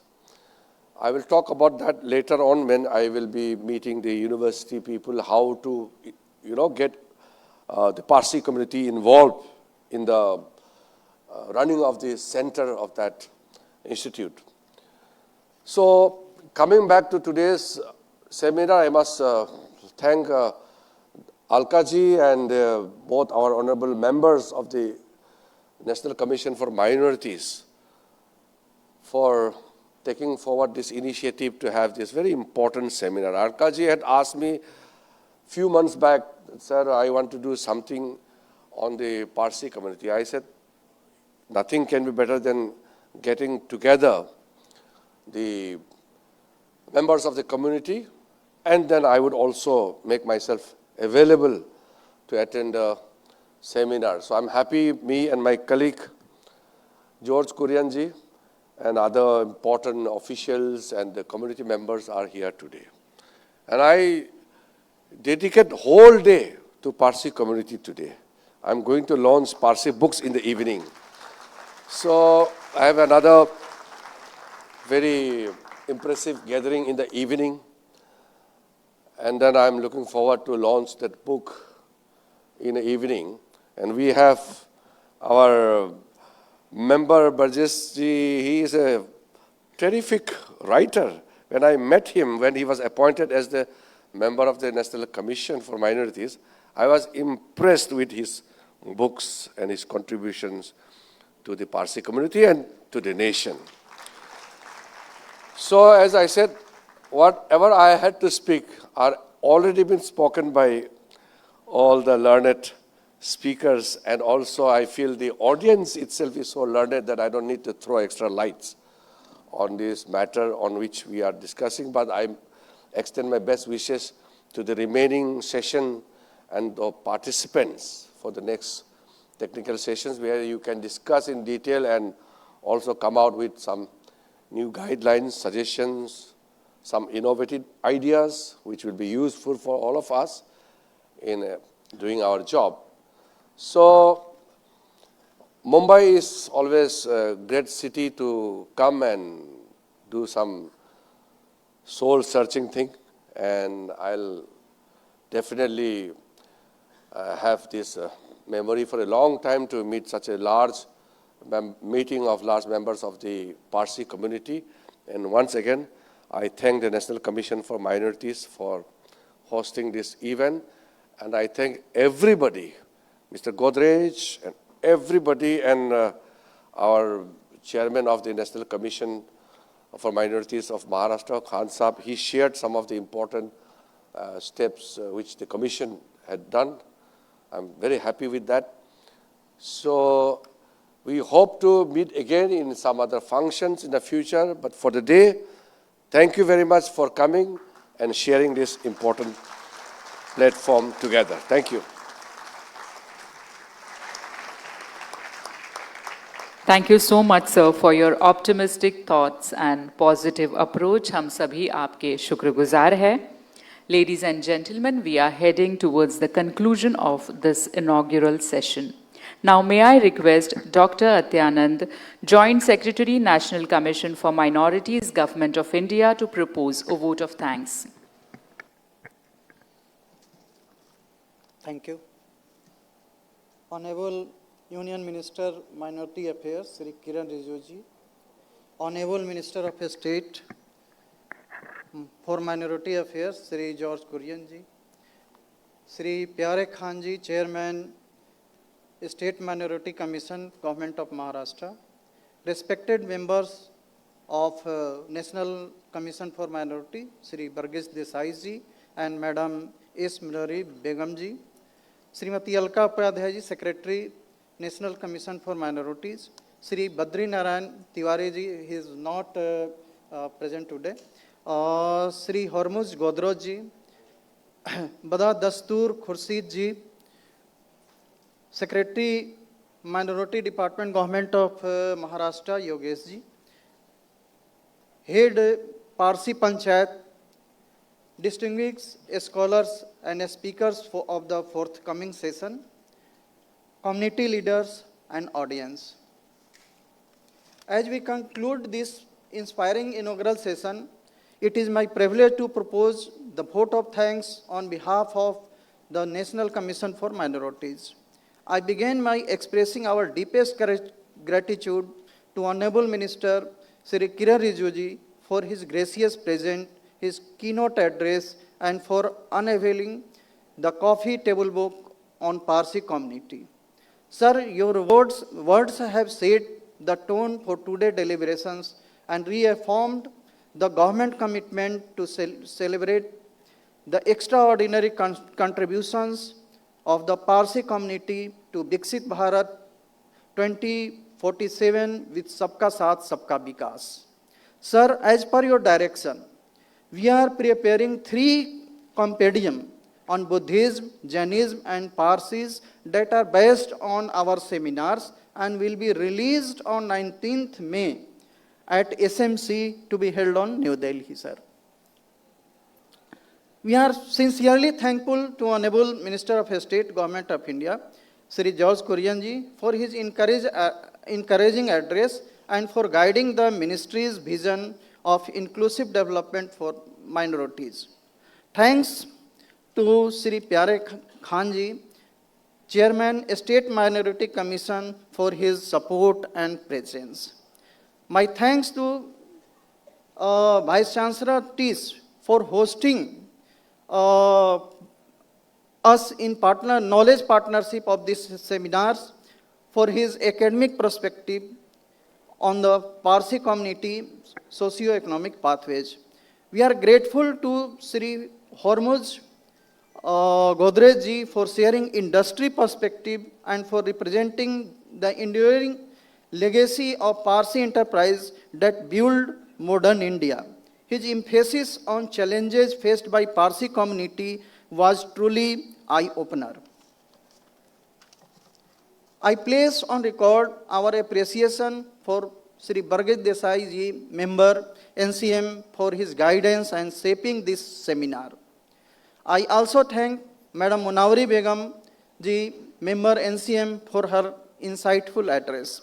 I express my gratitude to today's host, Srimati Alka Upadhyay ji, Secretary NCM, for today's program, for her leadership and vision in organizing this seminar. NCM also thanks Madam Sehnaz Kamaji and her organization Parjor and her team to give shape of the seminar and bringing scholars at this platform. A special thanks to Bada Dasturji, Khurshidji Dasturji, whose presence is invoking blessings and reminding us of the timeless values of Parsi, that is good thoughts, good words, good deeds. Our gratitude to Secretary, Department of Minority Affairs, Government of Maharashtra, Sri Yogesh ji, for his support and presence. I also thank the entire team of National Commission for Minorities, TIS, and Yaswant Rao Chauhan Center, State Government of Maharashtra, for their seamless arrangement. Finally, my thanks to all delegates, scholars, community representatives, and media persons who have joined us from across the country. Your participation makes this dialogue meaningful. As we move to the technical sessions, let us carry forward the spirit of the inaugural session, a spirit that recognizes diversity as India's strength and the Parsi community as a shining example of service, excellence, and nation building. I request all of us to join singing for Bande Matram and National Anthem. Thank you. Jai Hind, Jai Bharat.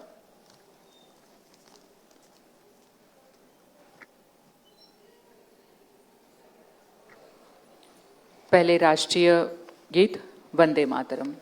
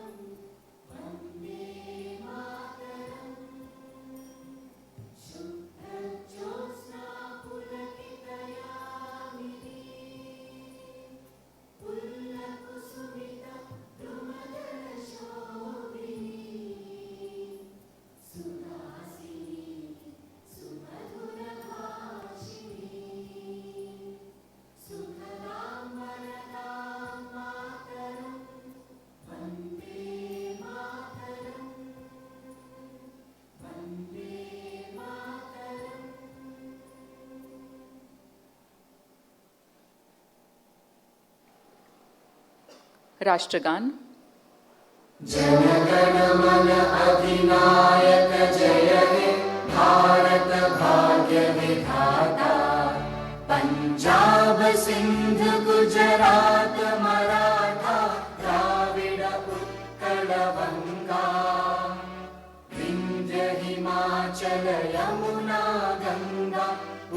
चञ्चल जलधितरङ्गा तव शुभ नामे जागे तव शुभ आशीष मांगे गाहे तव जय गाथा जन गण मंगलदायक जय हे भारत भाग्य विधाता जय हे जय हे जय हे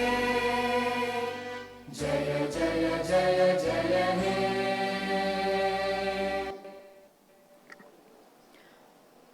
Thank you so much. A small tea break. Thank you so much, everyone, on the days. Thank you so much, the august audience. And there's a small tea break for 10 minutes. And you can go to my left side. Tea and refreshment arrangements are here on this side, my left side. Thank you very much. We'll be back in 10 minutes.